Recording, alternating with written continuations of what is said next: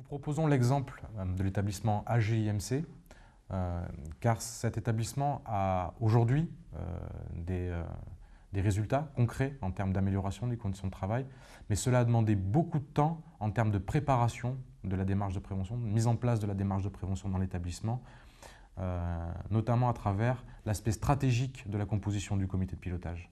Donc ici, nous sommes donc au foyer Alice Giroux. Donc c'est un foyer occupationnel qui accueille donc des adultes en situation de handicap.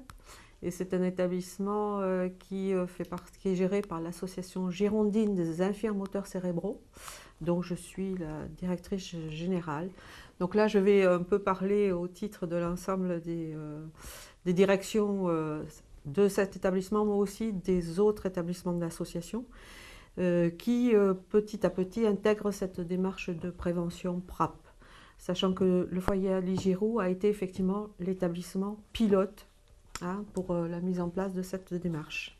On s'est rendu compte à partir de 2009-2010 qu'effectivement on arrivait un peu au bout d'une démarche et où en fin de compte on reproduisait chaque année les mêmes formations aux gestes postures, on équipait et en fin de compte le personnel n'adhérait plus vraiment à une démarche de prévention.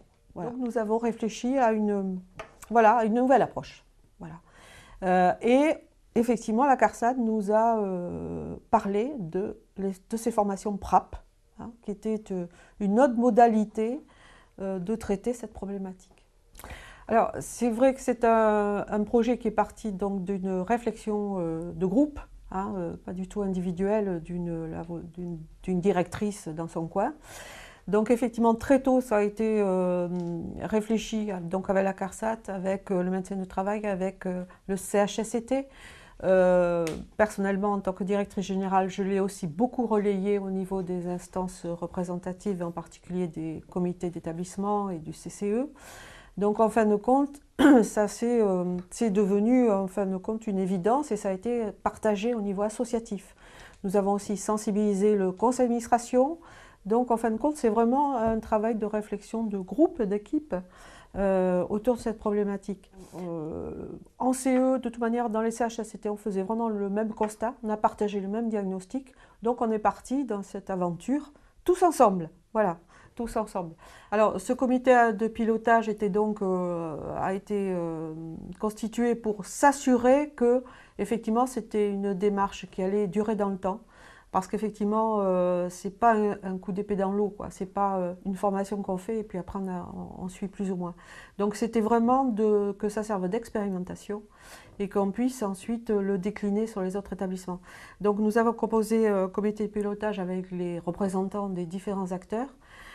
Donc effectivement la direction de l'établissement, effectivement la direction de l'association, mais aussi donc, le médecin du travail, des représentants de la CARSAT, et le médecin du travail.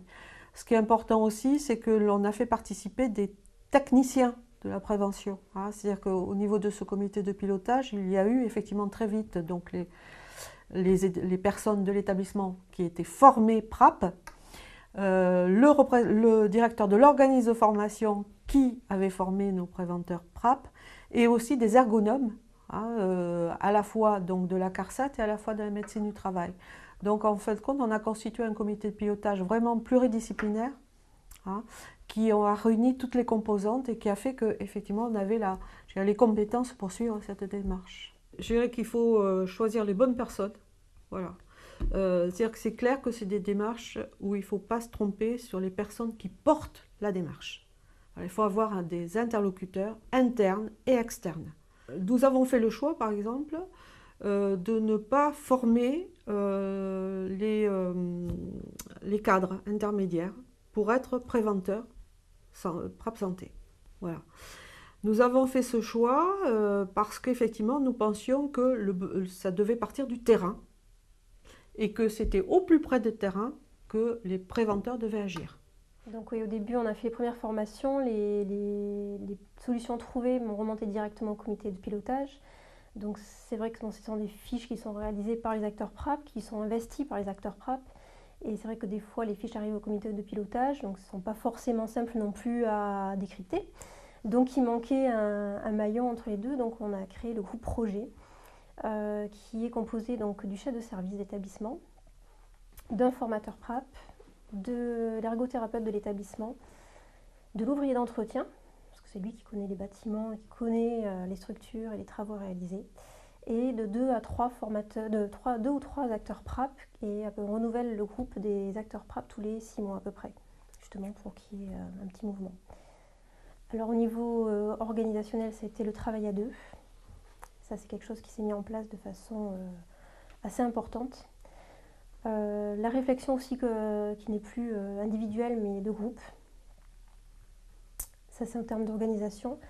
Après, l'un des plus gros budgets, je pense, pour l'association, ça a été la mise en place d'un véhicule adapté à double porte latérale, puisque la manutention en termes d'attache pour les fauteuils demande quand même de grandes manipulations et du coup des gestes pas forcément appropriés. Donc les doubles portes latérales permettront d'avoir moins de gestes compliqués. Après, ça va être plus du matériel, comme les draps de glisse, les disques de transfert. Tout ce qui est soulève-personne, élève-personne, on l'avait déjà mis en place, mais on voit que les acteurs PRAP s'en saisissent et du coup demandent pour d'autres résidents ce matériel-là. C'est vraiment là, par contre, un investissement important pour les établissements qui se lancent dans ce genre de démarche. Ces résultats, il ne faut pas les attendre la première année. C'est pas spectaculaire, c'est petit à petit, effectivement, que l'on commence à voir des résultats.